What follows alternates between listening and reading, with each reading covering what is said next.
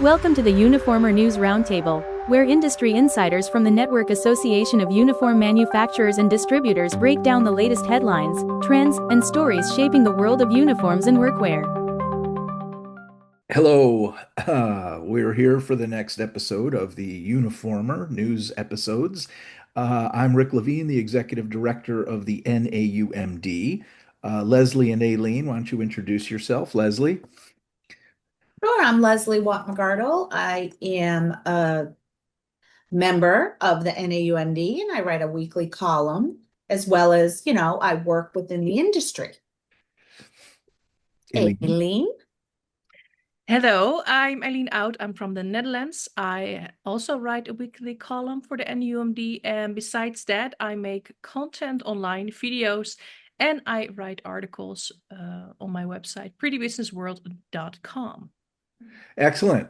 So what we do is each of us have brought two news items. We haven't told each other what they are, and then we present them, and then we just react from our different points of view within the industry.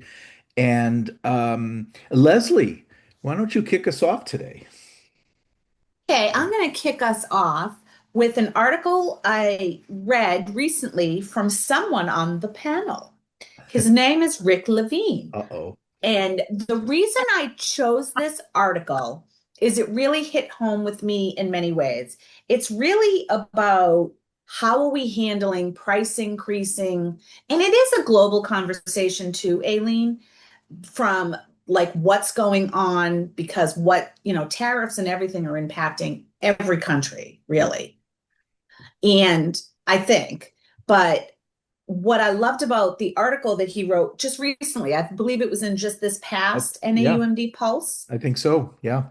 and it was about really focusing on we have these changes coming. How are we handling it? And there are some things that we really can't control.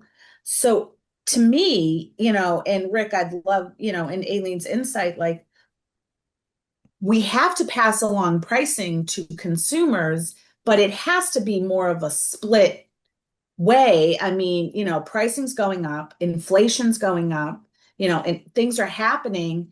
And and I happen to be in the middle of it right now where I work. What is the balance? I mean, here's the increase. We want to at least maintain, if not, I mean, you want to improve your margins, but maintaining really is the goal right now. So I guess, Aileen, from my perspective, and in the Netherlands or where throughout Europe, like with the changes going on here with our pricing structure, is that impacting what you're seeing throughout Europe or anything?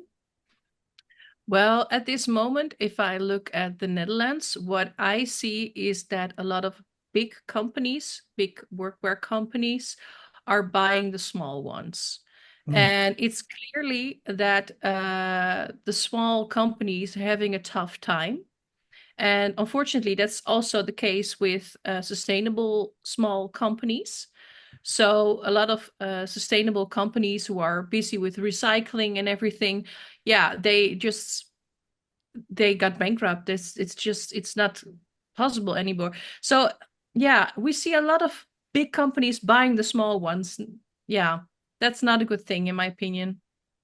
I Mm. agree with you. So, and then Rick, from your article, I also like because you had mentioned that, we could be making decisions now and it's going to change a month, the flexibility. Like we need to be flexible with what we're doing.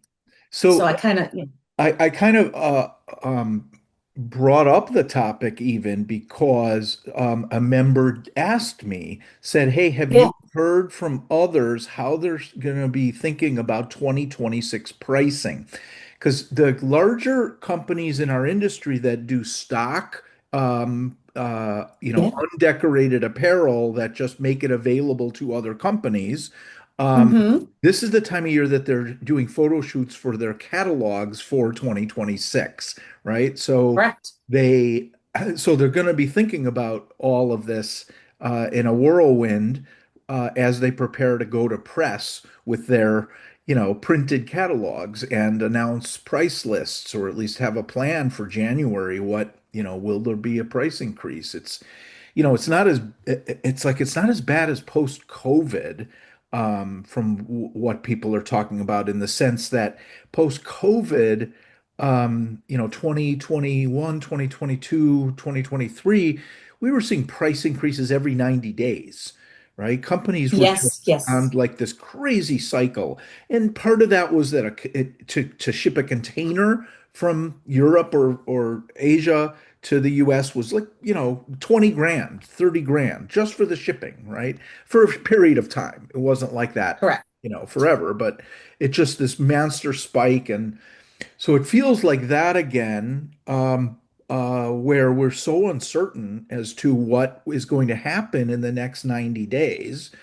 Um, and it's 100% attributable to the current, political environment in the United States. I mean, it has been It totally forcibly is. destabilized.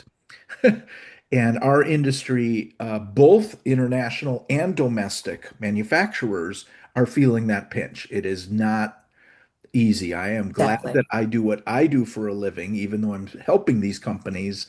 I would not want to have to be, Leslie, in that position that you're, the company, right? You work for Fabian Couture, Hmm. and they run a lot of blank programs, where Lines. they're just stocking goods. So Absolutely. it's a big Yep. challenge to, how should they handle it? You want to be good to your customers and not increase, but Absolutely. you have You to want, be, you have to stick we have around. a Like Aileen was business. saying, hey, if you aren't profitable, then you're not going to stick around. So, you got Yeah, you're to gonna get screwed. balance that.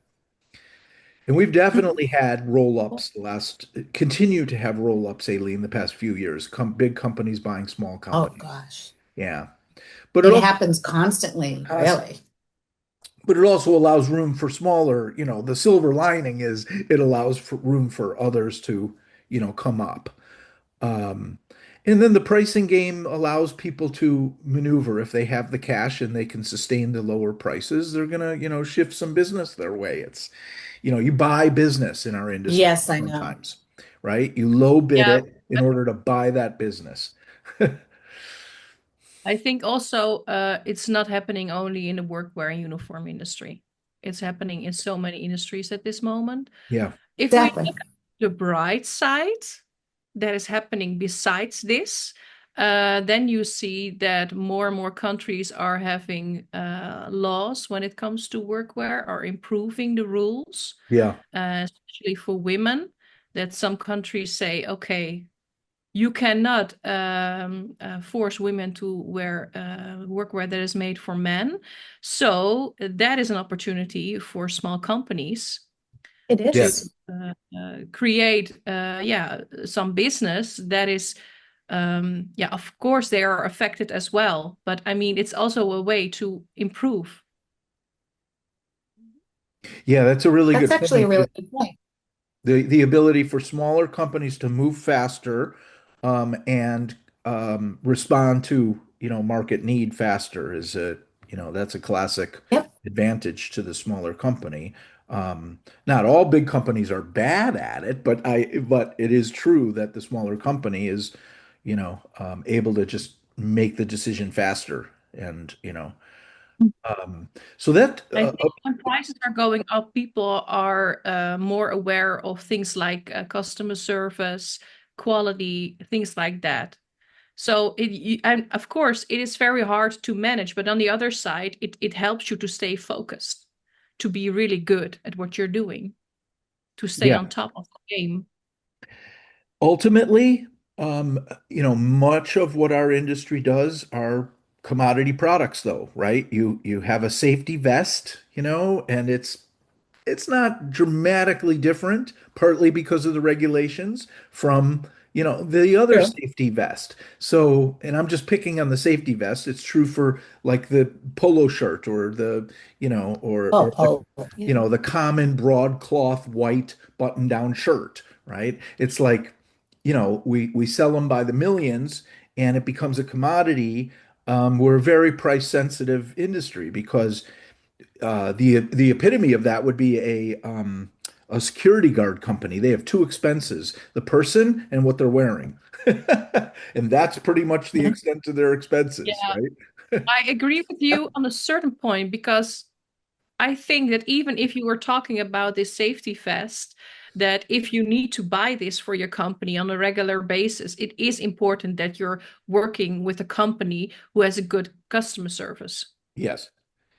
I Yeah. think that, for example, my husband is, let's say, I don't know how you say it in English, but it's like the chief of a company, and he has its own store where he Mm. sells things to people who work in um, um, um, building houses and stuff like that. Construction. Okay. Yep. Construction, that was the word, Yep. construction. And you can say like their price point is a little bit higher, but a Yeah. lot of people go there because they have good service and Yes, they are also selling workwear. So it's also always a choice. You can all, of course, you can go lower and lower with your prices, but if you really want to buy something on a regular basis, I think it's still important for people to have someone who is good at their job and for can sure. give good advice. So I think, yeah, For sure. I Others in mean, the yes, industry have phrased it to me this way, Aileen, that since the product is available from so many different places, we are yeah, service companies. We're not necessarily product companies, right? Since you can get that product from, I've heard that as well. yeah, since you can get it from 50 different places, how will I distinguish my company? Well, it's the service, right? Service. So so that somewhat leads me to my first topic, which is spinning Oh, good. waste into worth. So the Boston, speaking of Boston, Leslie, the Boston Consulting Group Woo, woo, woo, came out with props. a big study. They're a major, major consulting and research group made up of thousands of professionals across numbers of industries. And so they came out with a report on textile recycling. And just the sheer numbers, and that we've grown to over 90 million tons of textiles, 90 million tons of textiles discarded across the planet. And they're going to either landfills or incinerators. And so I'm doubling down, and I came out with an article about this and got some response to it. And then I just rewrote the article for Police Magazine that's going to come out in the next month or two. Great. The industry, we're in this unique position to hopefully lead the charge because we're this high volume, controlled distribution, It is format. We know where our products are. We know exactly what our products are made of, right? So unlike fashion, right, we know exactly where our products are and what they're made of. So the forward companies at this point are the ones that are looking at building programs, reusing, end of life strategies. I mean, it's a business opportunity, sort of like what Eileen was saying about how do you stand out, right? So companies that can offer these solutions, will stand out. It's an opportunity. It's not just an environmental issue. Um, so, I mean, what sort of in the wild companies or clients have you seen that are kind of maybe doing the take back bins, or they're have you guys heard of programs that you particularly like? I know Aileen, well, you I write about this a lot, actually. So Yeah. about what? about recycling and companies that Oh, have yeah, done like a very targeted thing. yeah. Your programs tend to be more specialized. It's not just here. It's this, airline that has 50,000 employees and they're recycling everything. It's like, No, well, there was one thing that stick to my mind when you yeah. were telling what you're just telling, and that's a little bit a side subject, but you said police magazine? What? Yeah, we have lots of magazines, here in the U.S. focused on law enforcement. Police Magazine is one of them, Oh, and you're I write a writing. couple of times a year. They invite me to submit. They'll let me submit as often as I want. I have articles that appear, and I author it as executive director of the NAUMD. I understand. Yeah, I was thinking, oh, you're gonna launch a police magazine. No, It was in no, it my mind. exists. It exists. Okay, okay, okay. So, and the point with them is then I retooled it to be toward the end user, right? To say, hey, you're a department. I get that you have all these other challenges. I get it. I get it, right? But, think about you're in this unique position to be able to do something about this, this enormous problem of all these textiles that are going to waste. The editor liked it, so I think they're going to run it. What do you think, That's Leslie? How's it going in your world with textile waste? so, well, my world right now, it's not a huge conversation, but I know, well, it is. I shouldn't say that. But in my past life, it was always conversations, and it depended on the client, Hmm. and it depended on the situation, like what, industry they were in. But not to I really feel that this will work in the future. The reason it was prohibitive with some clients is they didn't want to pay the slightly extra or something like that.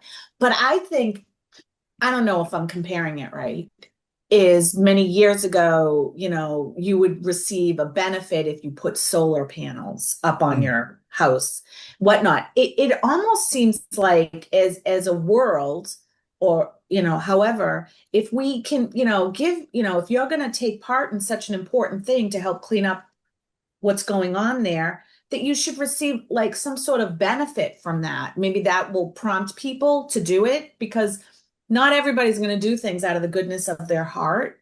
They don't want to pay for it. They don't want the extra hassle. So I don't know. I was just thinking through as you were talking, it's like so important to do. Hearing 90 million tons like is scary to me. Hmm. And either we do something and stop worrying about like, oh, that's going to cost me this and this and this. And just, I don't know how else you could do it other than giving someone some sort of benefit from it. It could be financial or not. I don't know. I don't know. Aileen, what do you, like, it's probably quite common where you are, right? You said like you need to have something that it benefits you, right? Because Um, human nature, they're not going to always do it out of the goodness of their heart. They don't want to pay the extra fee to handle clothing and do it that way.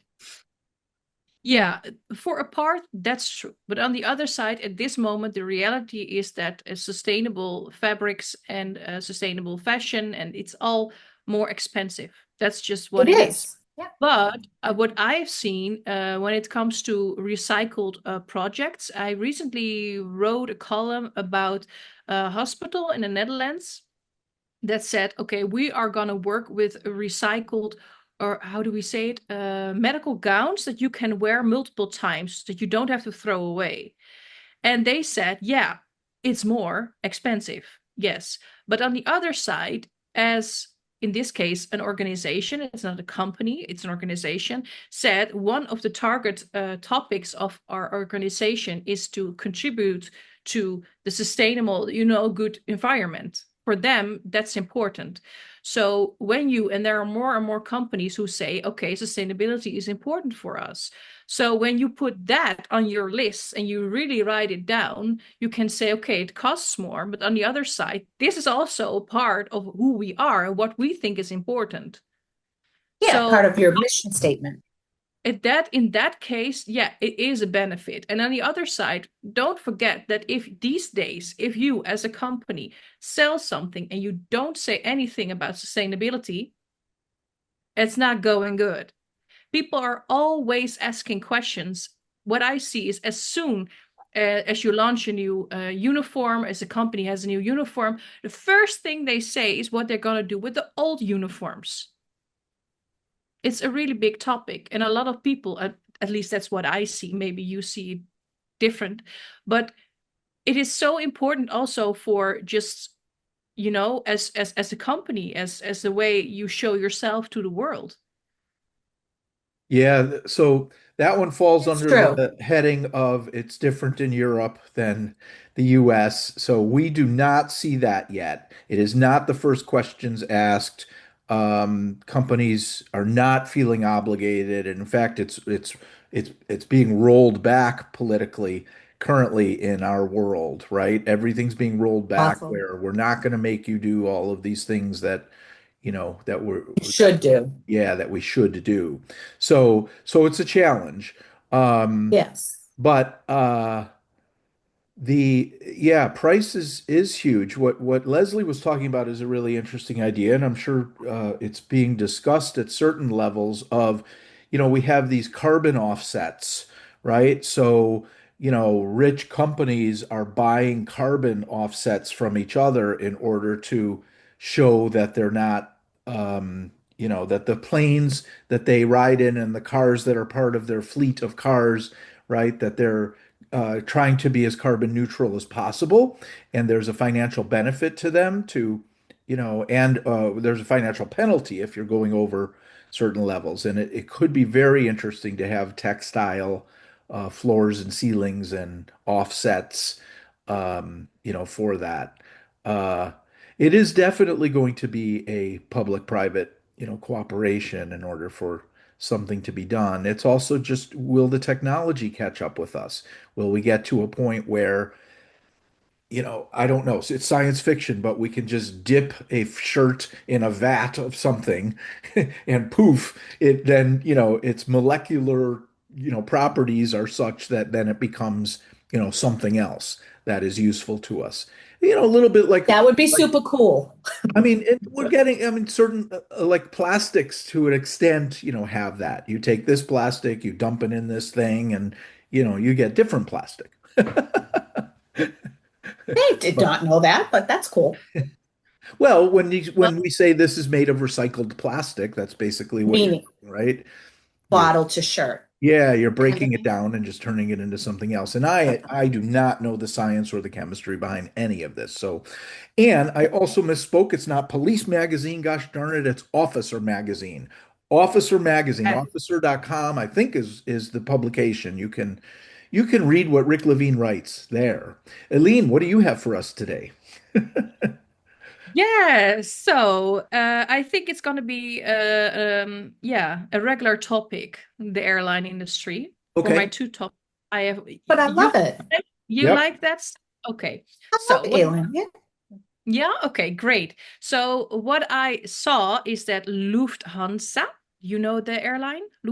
Lufthansa from Germany, Hmm. now announced that they're gonna have a new uniform in 24 years, the first time. And they Wow. also announced that they are gonna work with Hugo Boss. Oh, wow. Okay. Wow. Now they That said, is like huge. I'm writing this down. That's huge. I'll just check my website. Oh no, I didn't write about it yet, but I made videos about it. But what really stick to my mind was like, okay, Hugo Boss, did they make an airline uniform before? So I was diving into this and I saw they didn't.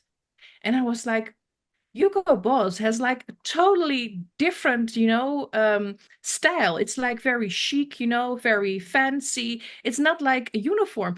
But I dived into the history and I found out that Hugo Boss was in 30s and 40s the company who made a lot of army uniforms for Germany, but also for America. Hmm. And now, so I made a video about this, of course, on Instagram and on TikTok. And on TikTok, I received a message from someone who Hmm. was one time an intern at Hugo Boss. And they said that all the people who are working there know about, that there were first uniform and functional workwear manufacturers, and that they make jokes about the fact that now they're this very chic and fancy brand, but they made uniforms while the World War II was going on. Amazing. And Because now that was they're going to be, sorry, go ahead. and now they're focusing on more, let's say, a peaceful, chic brand. And it's totally shifted. So I saw on the internet that they advertised in 1927, I think, that they advertised in newspapers like, we are the biggest manufacturers of army uniforms. Oh, wow. So yeah, you can see that on Wikipedia. Uh-huh. So I was like, wow, just want to share it, and I want to hear your thoughts about this because I haven't seen uniforms from them, and maybe you have. No, I have not, and that was Nope. going to be my first question, of course, which is this another example of a company going to a fashion brand for something that, really kind of requires a lot of uniform expertise in order to pull off, but they didn't. I mean, good for Hugo Boss to be returning to their roots and helping them. I look forward to seeing the Well, results. I think that's cool. I think I totally agree with you. You see so many fashion brands who are, making uniforms, and what I've heard from companies who are working with these fashion brands is that it really helps when people can get dressed in certain uniforms from a nice brand. So that is the It part does. I Yeah. like. But of course, there can be a lot of things that are going wrong. And I think you say they're going back to their roots, but I think when you're talking about literally 100 years ago, Hmm, I don't know if the knowledge is still there. But sure. I mean, they still haven't published anything when it comes to the design or fabrics or whatever. But I think it's interesting. It is. Yeah. It is. Thank you. I love that. You're welcome. I know. Um, yeah, that is interesting. Leslie, what do you got? So, probably not as fun as a Hugo Boss discussion because that's always fun, right? So it's interesting because we talked about recycle, like you mentioned, the recycled and things like that. Also from the Pulse, I saw this article, I think it was in July, the plastic-free clothing. It was just a quoted article that was pulled from I think it was the Sourcing Journal. But what got me on this is because I guess the month of July, it's called Plastic Free July. It's more about don't use bottles, don't, you Oh, know what I mean? I didn't know, but I did hear it from one of my sons, I think, like about like don't use plastic bottles or plastic cups and wasteful usually. mm-hmm. So this person, her name is Dr. Audrey Gaskins. I want to read it correctly. She's an associate professor at Rollins School of Public Health. She doesn't seem like she's a fan of synthetic clothing, nothing bad. Like she just said it could be potentially problematic. And her situation goes to our famous, it's all the chemicals that go into it. And it's called EDC, endocrine disrupting chemicals, Hmm. which can impact you, mostly driven from, we all know, polyesters and nylons and things like that, because they're derived from fossil fuels, which we know are not exactly people friendly. Um, it was just a discussion of how is that going to impact, especially workwear, because and I'm not saying we're changing, we know we're not, but going back to really natural fibers doesn't necessarily work in our industry because of all of the things that we need to do. And it's just as consumers are becoming much more aware of like all the like PFAS, all that famous, things that are found within the body, never mind water supplies. I mean, they even say that there's all these microplastics that are Mhm. inside of Yeah, everyone. yeah. And the cause of that is, we all know, synthetic or chemicals treating clothing. I'm not saying I know the solution, but I just see these discussions coming up more and more. And I think as time goes on, we really need to figure out how we're going to address this. And I don't think our group here will do it because I'm not a scientist, but it just, as you read these, it's so impactful. Like, more and more people are getting, looking into it. Yeah. And I think fashion and uniform, especially uniform, because think about it, as employees, you're required to wear a certain uniform. This is a fine line if now all of a sudden people saying you could get sick and things like that. Mm, So I don't know, because I know that we've had issues in bringing airline into it. mm, In the United States, there were some big airlines we know that had issues that they said that people got sick from wearing clothing. yeah. So it's interesting to me because I don't think there's an answer right now. And but it's just something that we all need to just really be aware of as we're making products. Yeah. So I don't, We that's need my more thought. science. We need more science, right? I was listening to a Hmm. podcast a couple of weeks ago where they did have experts on, like saying, well, how worried should you be that microplastics Hey, are? we are experts. Well, how worried Oh should you yeah, be? yeah, no, but I'm not a scientist. Right. These were Okay, people we're not. like chemists who would Yes. talk about, well, how much should we worry that plastics are inside our body and that, it's in the water and it's right. It's like how much Everywhere. can we? And the truth is, well, I don't know if this is the truth. Their truth, as expressed in the podcast, was we just don't know yet, right? We don't know what the I real know. We long don't. term. There isn't a big red flag that comes up when they research it that says, if you have more of these microplastics, that you definitely get this cancer or that cancer or Yeah, you, no. right? They haven't. They always say potential. Well, yes, but my But friend who was a bench chemist in his younger life said, "Yeah, but Rick, everything's a poison. It's only a question of dosage, right? You can die from everything, right? You can die from But water." But isn't it that also, I don't know if that's the case, but in America, that you can have plastics in your water, but they are, let's say, measured, that they say Yes, you can have a yes. certain amount. yes, I mean, Yep. just like for nothing. I mean, they have those rules because they know when it's more, it can be dangerous. So, Correct. yeah. Fair. And so I agree with you, Leslie, that, what happens in clothing. And this is the big discussion with, PFAS and with the fire industry, firefighters and turnout gear and all of that's going through because, you know, we say that the barrier keeps it in, right? So it's inside and it's not getting into your body, but we don't know. It's like Yep. so it's I very also see tricky. this when it comes to recycled uniforms, and I make Hmm. those videos that I see. What I didn't see a couple of years ago is now that people are saying, "Wow, there's plastic in those uniforms." Yes. When you say they're recycled PET bottles, and they say, Yes. "Oh, I don't want to wear plastic," and then I'm like, Right. Correct. "Recycled? You want to have a recycled environment, but you don't want to have plastic?"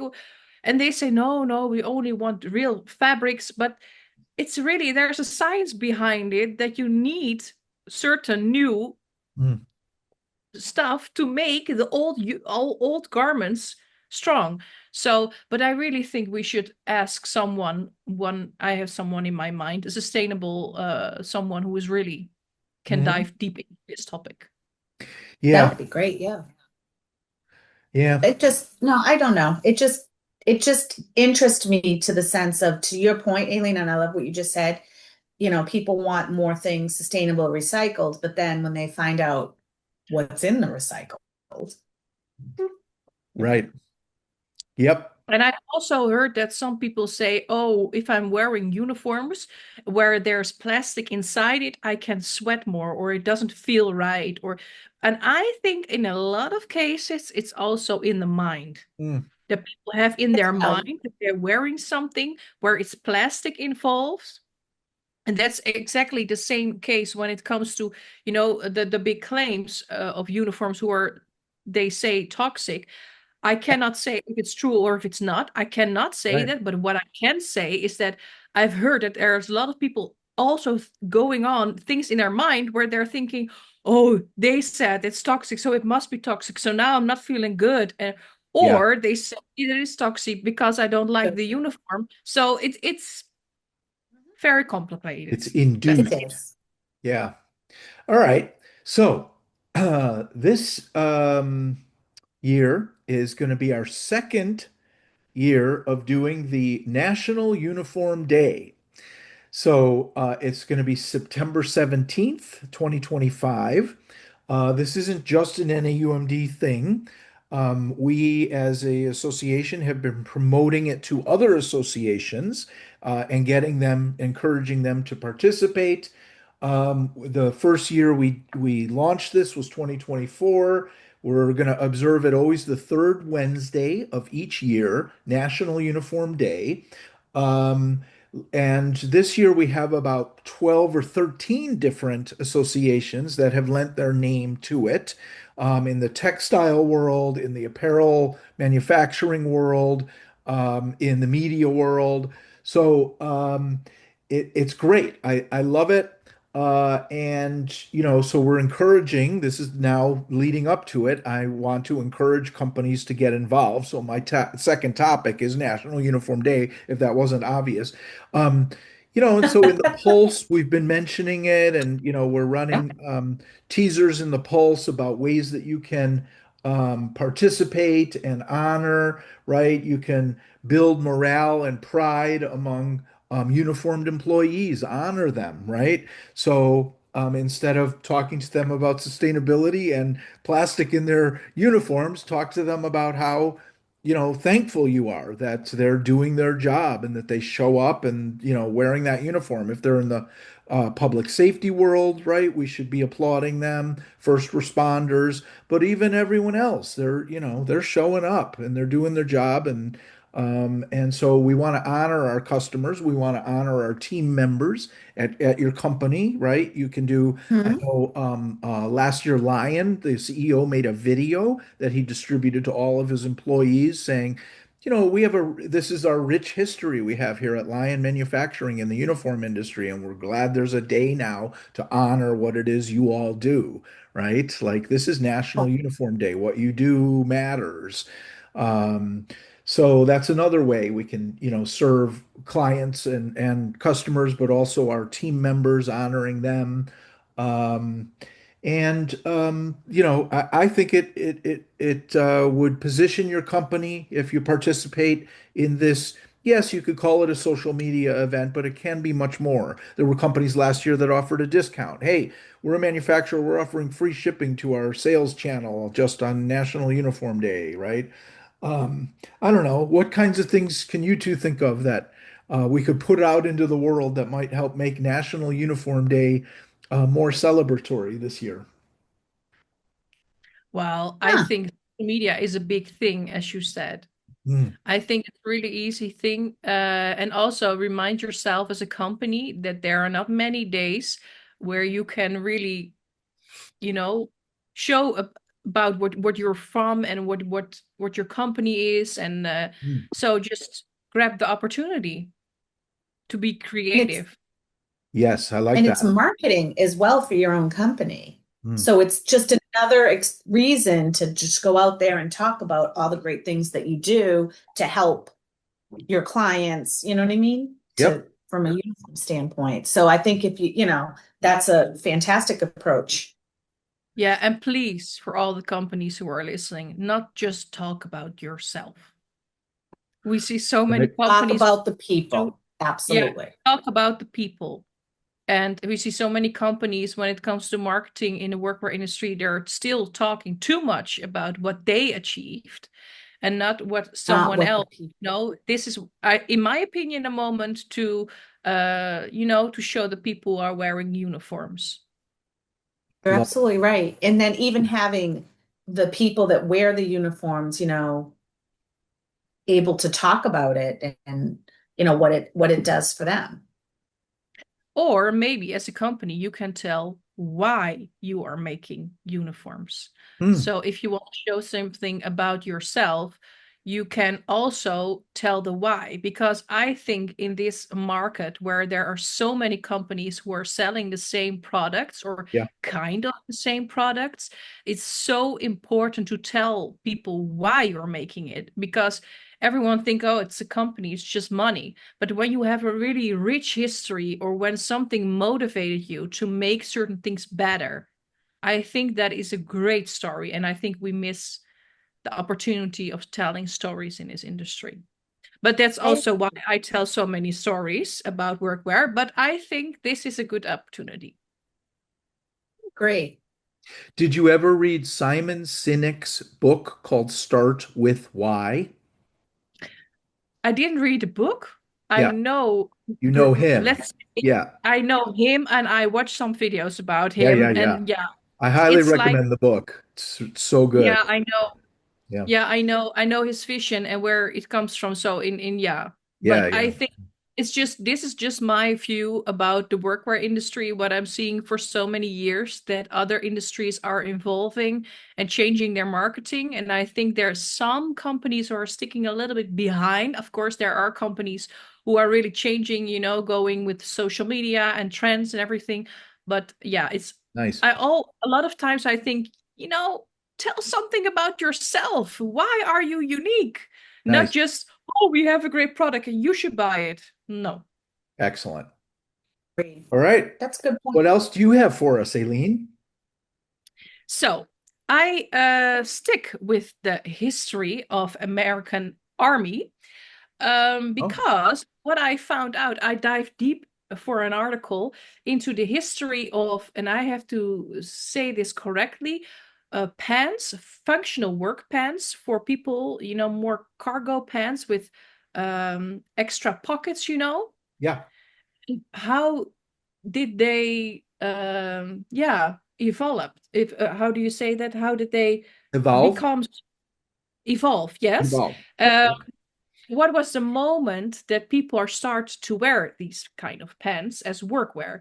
Because Okay. it's very interesting. I think we all know that the jeans was in first, yeah, hand was like to wear for people who are working in mines, for example. Hmm. It was workwear. Then other people was gonna wear it. And for now, what I found out, and maybe you know also a little bit of history, that the American Army was the inspiration for the functional workwear.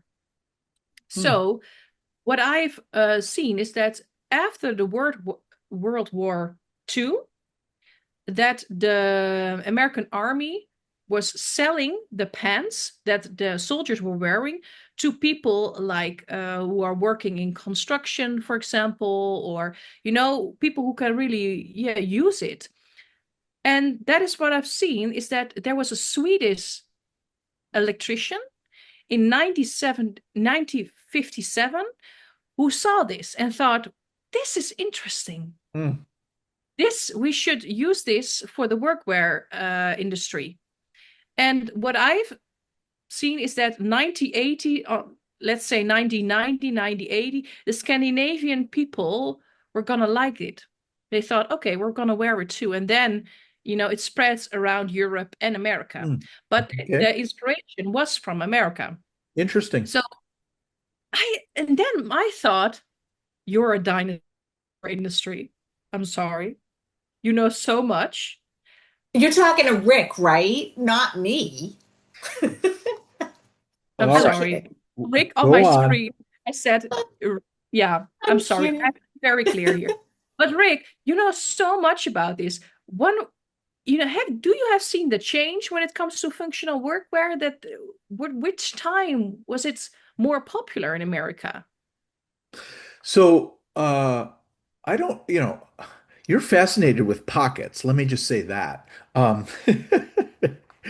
Right? You're fascinated with You had pockets. this whole like rabbit hole of conspiracy about the size of women's pockets, and now we're talking about cargo pockets. Oh, she got Wait a minute, wait a minute. I don't have conspiracy theories. These are things who are fact. scientifically researched. Okay. There are people who are doing research on the sizes of pockets Yeah. so they can show, and it's not conspiracy. What? No, this is real. This is real. And All this right. is something we need to talk about. But besides that, have you seen this change when it comes to the functional workwear pants with pockets? So there has always been, even before the United States, there is a push-pull between military apparel and what civilians wear, right? That's not per se new, to the to the American experience. Um, I think if we were responsible for denim, okay, I guess for denim taking off, right? Um, but I think that Levi Strauss, was doing all that before, long before World War II, weren't they? So like we had agricultural workers that had the bib denim, overalls was a huge thing. Um, we definitely, though, took things from World War II. That's a very interesting That's, time. yep. That was a huge shift, clothing wise, for a number of reasons. One of which was that was a war that I don't want to say we felt good about, but that, we have wars that, were that the soldiers were coming back successful and were proud to wear their uniforms. We have other wars where they come Correct. back and they're not proud to wear their uniforms. But so the uniform became this really respected, thing post World War II. And then with the decline of custom clothing and the rise of ready to wear, right? Oh, another interesting thing you made me think of, Aileen, and Leslie will find this fascinating. In that whole period, 30 years post World War II and really up to maybe 2000, the rise of the Army Navy surplus store. It was so Absolutely. big in the United States. And that's I felt like you were finding research that was part of that, where they had this surplus. At first, it was surplus. Then we just started manufacturing it and calling it surplus, Because it was right? popular. Right, because it was popular. So you would, you would go and buy a cargo pant at an Army Navy surplus store, right? It was different than the Levi jean. It was, it was more functional. It had more pockets. It was more tactical. I don't know. What are your thoughts, Leslie? So Aileen, you're dead on because I think unfortunately that, period of the world, what came from it was different functional clothing that was needed. And when civilians started wearing it, they were like, oh, this is pretty good. I can do this, I can do this, do this. Or like if you're doing something industrial, it holds up and things like that. I think there were certain types of like tactical, there are those companies that grew from that, Mm. that manufactured that type of product that translated to police and safety.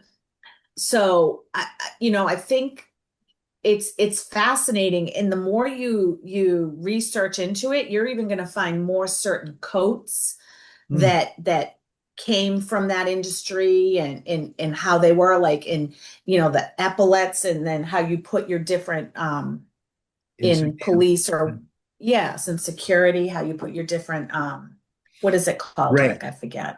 Rank. Rank and things like that. It's like mainstream now, not really, but in certain things. Well, I think So, it's certainly mainstream when you look at the fashion side because Mm. workwear oh is a yes, huge trend at this moment. And I think it's even bigger in America. Mm.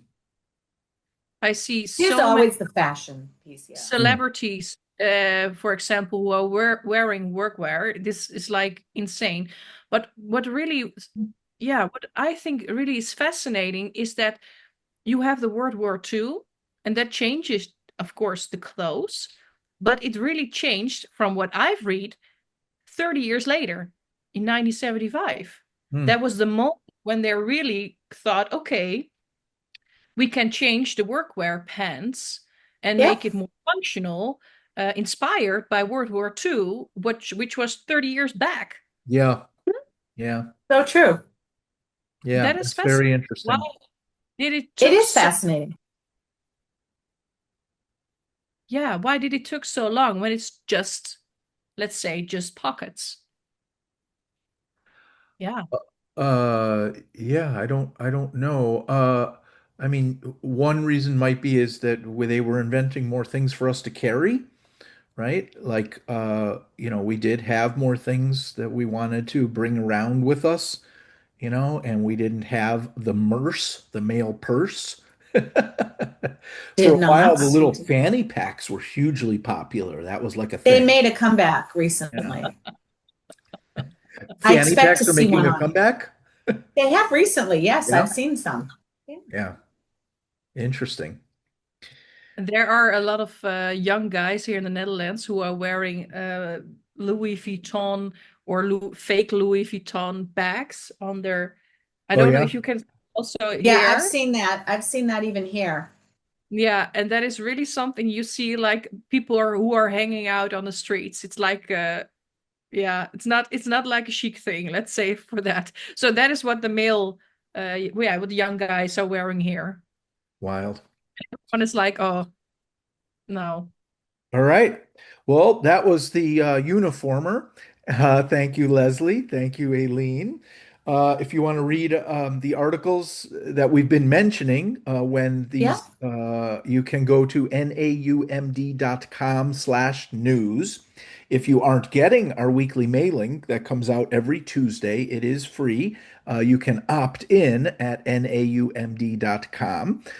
If you have topics for us that you would like to see us talk about, actually, you can Love email us that. at Oh, info@naumd.com.